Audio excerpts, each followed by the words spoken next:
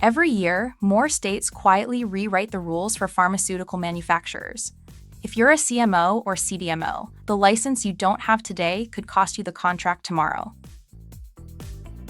Here's what's shifting.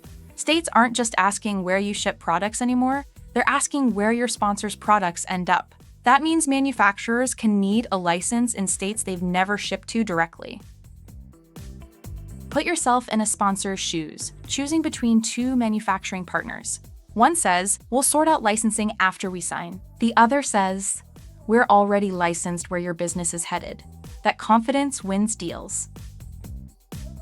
Smart CMOs and CDMOs have flipped the script.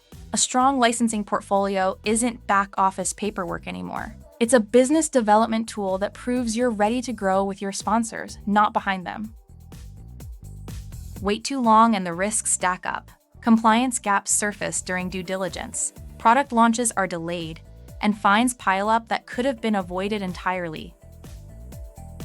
The most competitive manufacturers aren't reacting to licensing. They're getting ahead of it, because proactive licensing isn't just compliance, it's a lasting advantage. That's what PharmaRegs helps you build before your sponsor ever has to ask. Call us or visit us online to learn more.